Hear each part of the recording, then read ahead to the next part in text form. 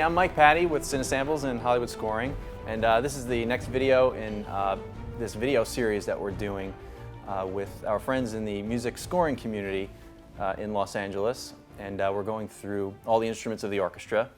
And today we are going to be focusing on the cello with virtuoso David Lowe. So thanks for doing this, Dave. It's a pleasure. So let's just start off with some basic orchestration questions about the cello. So what's the range? Low C, obviously, and then, high C. I mean, realistically, range, that's the C, but that C works too. Oh, really? Okay. Gets a little scary up there. Now, what's sort of a comfortable range that composers should not... I mean, is there anything we should be worried about as far as not going too high, or in terms of worrying about people's skill level?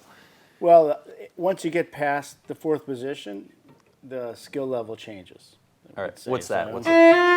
So that's first position. This is fourth position. Okay. And in between is second and third. Once you get past this point of thumb position, it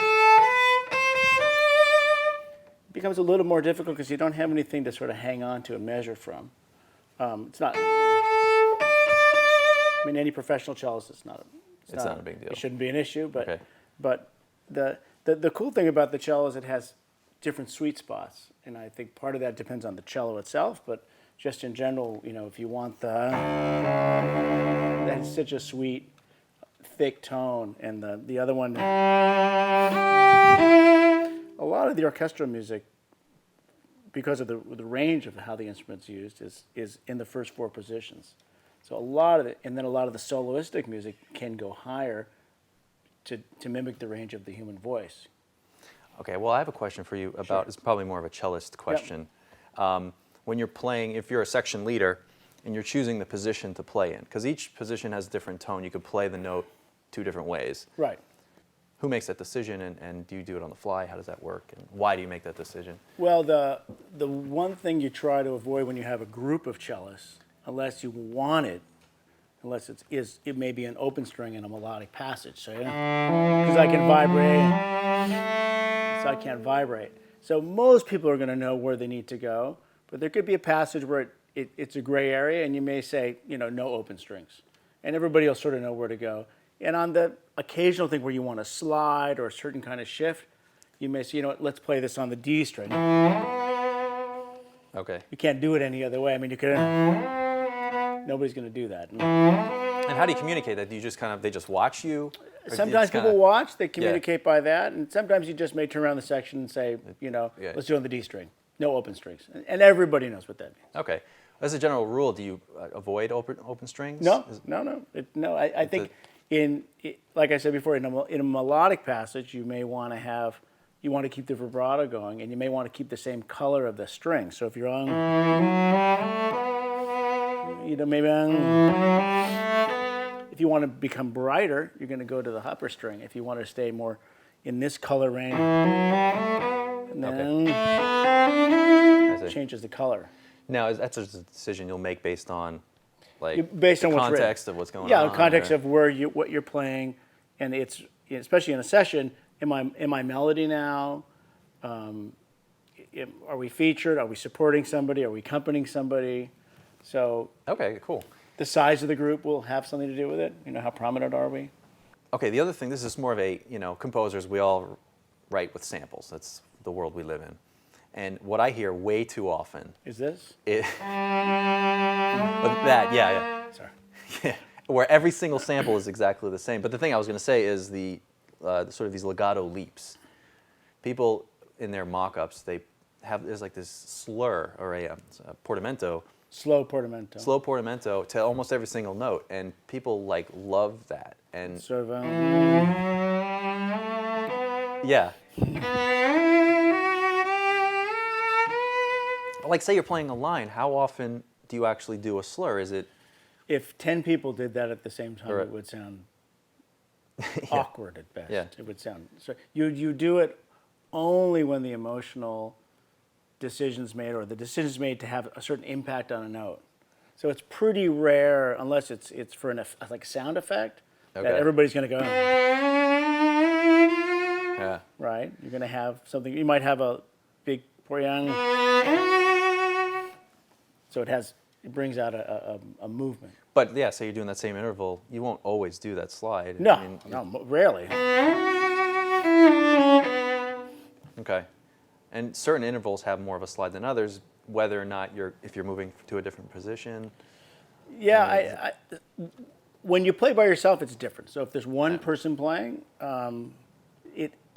there's a lot more freedom. Once 10 people start going, it just sounds mushy. You guys try to actively avoid that kind of. Yeah, we don't. I mean, you try to it's just only keep when really it's on clear. purpose. Yeah, you want things to be as clean as possible, Right. and it's, if it's legato or staccato, however the definition is. Okay, and that's probably a function of just the way recording music is today in like 2014. We want really clear. Yeah, I think that's it. I mean, if you listen to my favorite of the old radio recordings, like live radio shows, everybody's sliding all over. Yeah, you right. know. But that was a stylistic thing. Okay, And I think so maybe in 15 years we'll be back to maybe it. we're back. Yeah. One of the things, now I'm biased, I'm a cellist, I know a little bit about the cello, but double stops seem to be an area that people are confused about, that I've seen anyway. What are some of the things that you want to avoid? Well, first of all, what are the easy things to do, double stop Open wise? strings. Open strings, The yeah. cello's a tune. I didn't tune this morning, but yeah. So those are easy. Fifths are Yeah. relative. That's a bad one, but what happens is if the cello bridge is off at all, the double stop has to be. You have to actually remember exactly where your hand. It's not straight across. It'll move based on a little bit of the movement of the bridge. So mine's a little bit forward today. Okay. So, and that's something that's really exclusive to the cello. Yeah, And then the I double think- bass maybe. yeah, and I think the other thing is once you No, have not double stops, you'll lose, especially for recording, you start to lose your ability to be melodic Right. because you're controlling two strings, and it's actually a much more difficult thing to get a vibrato. So a lot of times what we'll do is when we have double stop passages that require, like if you're by yourself, require something melodic, we'll just record them separately and overdub them and make it a double stop passage that way. Okay, I see. So what are that's a fifth. A fifth is Fifth, easy. so six are in. Yeah. So 6. You can do them all. I mean, it's not that they're difficult. It's just that it's a different sound, and it's harder to play in tune, as you can see this morning. Yeah. I mean, well, let's see. What can't you do? Minor second would be tricky sometimes. It guess would you'd be have to- very, yeah, because it would be a. So anything bigger than a major third. I Yeah, you guess, can do thirds. or- You can do a minor second. Okay. So you can Oh, you can yeah, do so, anything yeah. with because you have I guess open strings. To me, it always comes down to a lot of people write double stops, and in the end, they're like, if you suggest maybe especially if you're by yourself, if you're with a group, a lot of times we'll split the note, top and bottom. Okay. I think it's used a lot too when they want a certain texture. I mean, you can't. When you have this, it's a little wimpier, for the lack of a better. Well, that's a good question, actually. So by default, if you see, you all have single lines, and then all of a sudden there's a fifth, and then Right. and single notes, what would you guys, if nothing's written, what would you do by default? Like, would you play it as a double stop, or would you divisi? You'd probably hear what was going on around you. I mean, if it's written as at fifths, it would be in the context of what you're playing. So Okay, if so it's suddenly everybody's going really soft, and a lot of times I think we just ask. Okay. Do you want them split? You want them divided, or you want to play them for this? So say we want to be clear on that fifth. You we put want it to both be a double notes, and you put no divisi, no division. no divisi. I'm not a copyist, but if I see, Yeah. No divisi, no divide. Don't divide them. Play them together. Got it. Come hell or high water. Hell. Yeah. Or just write double stop. Yeah, you can write double stop. I mean, Right. a lot of stuff you see in recording is not. You'll see anything and everything written as a direction, Okay. and it's absolutely fine because you're not there. It's not you're not playing a Beethoven symphony where the interpretation of what's written is historic. Okay. The only historic moment is the minute you record it, and that's what it becomes. So it's really important when people write music. I don't mind if people write anything. If they want something to be short and they write it 3 ways, they write a dot, staccato, and short. Well, I really know they mean short. So Okay. when you're sight reading in times of an essence, it's like that's going to make the process go quicker. If there's too much information, then it slows everybody down because people interpret. But if you have a dot and you put short or staccato, write the word short. Or staccato with a dot, yeah. it's going to be. There's no interpretation of it. Is it a long short or is it a short? Yeah. Okay. So let's talk about shorts a little bit. With the bow, how would you do, say, the difference between a spiccato, a staccato, and a marcado? Is it all the same type bowing? No, it's all different. Spiccato's really off the string. Marcado might be a heavier version of that. A dotted version of just having a dot may actually not be spiccato. It may not be fast enough. So it might just be. The other one that's always interesting too is when you see a dot and a line. So they're actually conflicting. One's long, one's short. So it basically means a long, short note. A longer stroke. Okay. And is that a pretty common where you guys try to figure out the length of the shorts? At least in the sessions I've seen, everything's very ostinato based these days. Right. It seems, so. Yeah. I think it has so much to do with what's going on in the room at the very moment. Okay. Now, if you're recording separately, it's different. But the cello roll a lot of times will be rhythmical. Okay. Besides melodic. So I think it really depends on what's going on around you. Yeah. And then that's sort of the idea is you're supposed to figure out pretty quick, regardless of what's written on the page, what's going to sound the best for the room, for the piece of music you're playing. All right. My next question is, when people are writing for strings, most people are, I guess, keyboard players, and they're playing this stuff into their thing, and then they just export it. And there are things that are easy to play on the piano that aren't necessarily easy to play on the cello, and vice versa. Like maybe long, big leaps and stuff are hard on the piano, but easy on the cello. There's some things, I'm trying to figure out how to phrase this, but are there easier things to do on the cello that are... Well, I think the thing that we see that can be very hard are things that require awkward string crossings. Okay. Basically, like you said, awkward leaps. Sometimes there's no way to leap from... And so somebody says, please play that melodically. Okay. You got some distance to cover.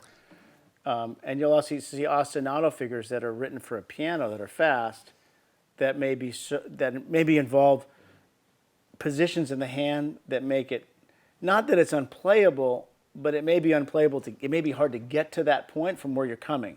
Okay. So suddenly you're here and you got to go into this really funky position that's really tricky that nothing to do with cello writing, that has to do with piano writing. What would be an example, like a arpeggiating triad or something?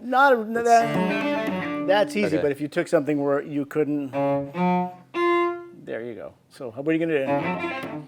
So you got to come up with another solution that may involve thumb, and it depends what's written. And the hard part that I find sometimes is you'll be doing something different, and then you have to go to a very awkward position.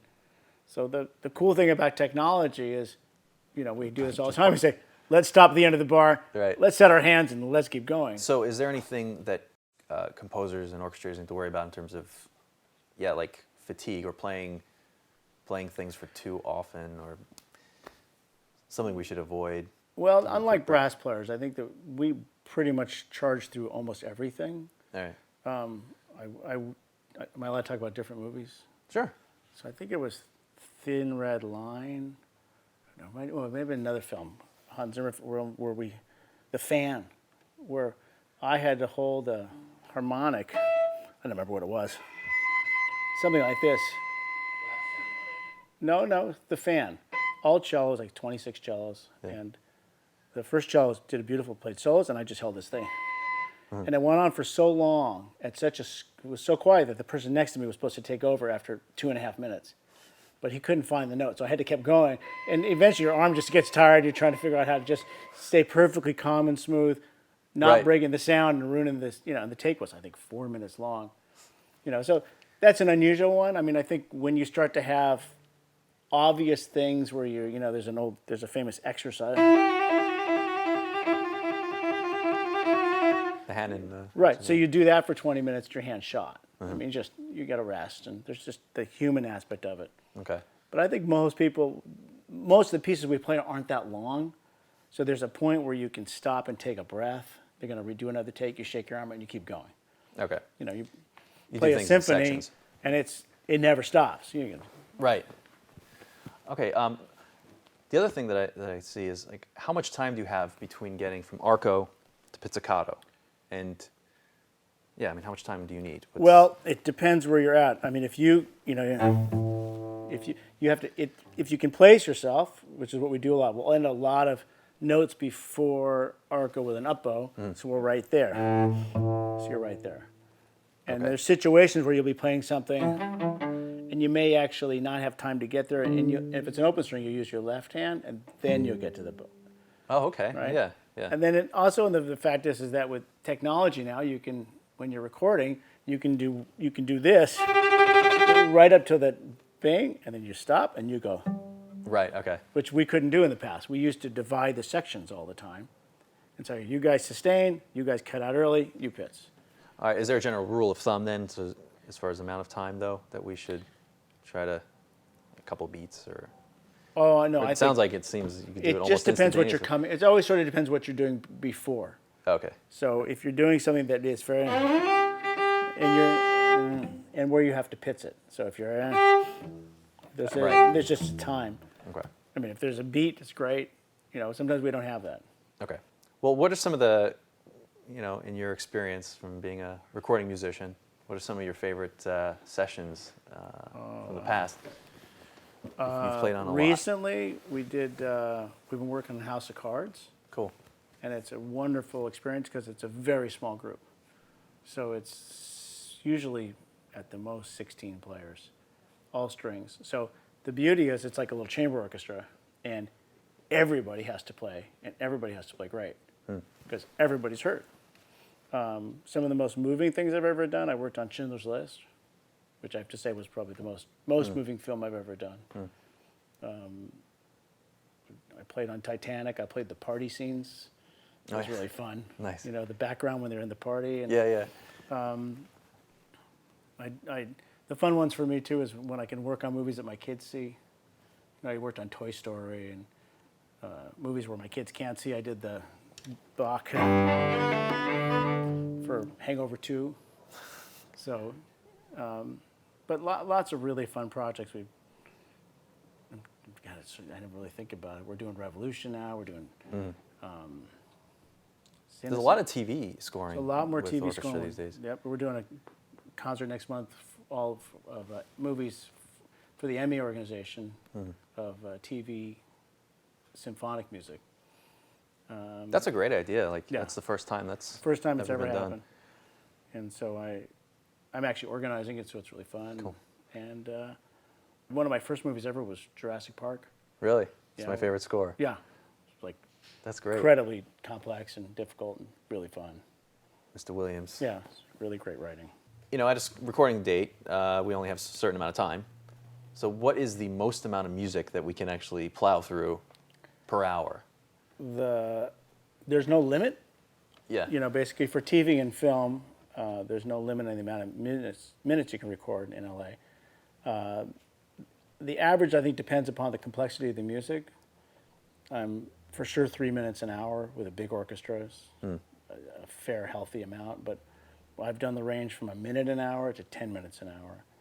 But 3-4 minutes an hour of something complicated and real orchestral. But I think the pace has sped up because the technology's allowed us to actually record faster.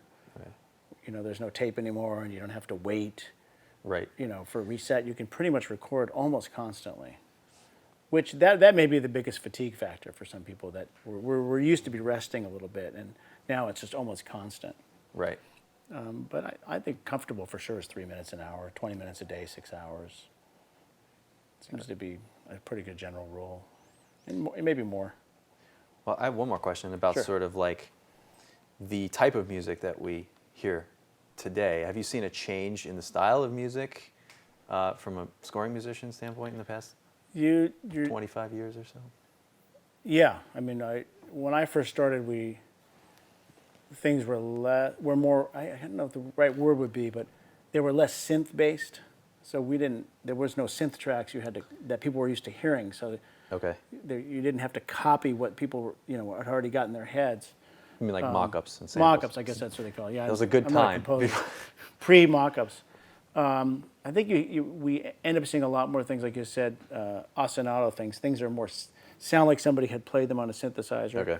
But on the flip side, you'll show up to work one day and there'll be an unbelievably melodic film score, or, TV show that's based all on melody. But I think you might say maybe you see a little less melody. And maybe a little more rock fusion or tech fusion music. Right. Mixing orchestra with other ambient sounds. I've worked a lot with Cliff Martinez, and he does this amazing blend between orchestra and technology. And you go to the film, you record it, and you don't really understand it. Then you see the film, and you're like, wow, okay, now I get it.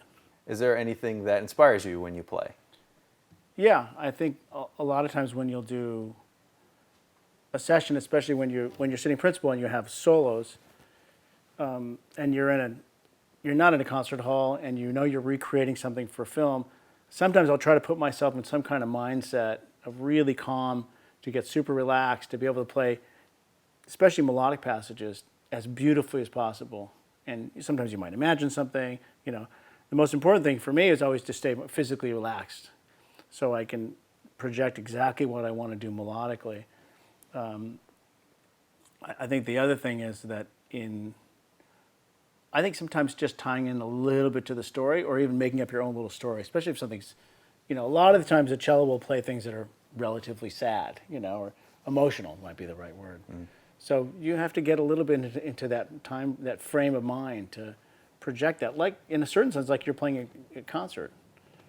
And then the second that solo is over, you got to go right back into the mode of being in an orchestra or being in this section, trying to figure out all the other aspects that are going on, so your part can fit in. Got it. All right, well, can you play us out? Quick 30-second snippet. Let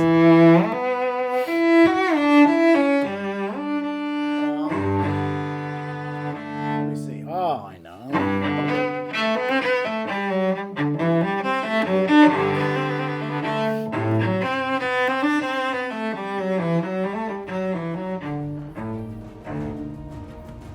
All right, thanks a lot, Dave. Thanks, man. All right, well, that's the cello. Thanks for watching, and stay tuned for the next episode. Thanks, man. Good to see you. Yeah.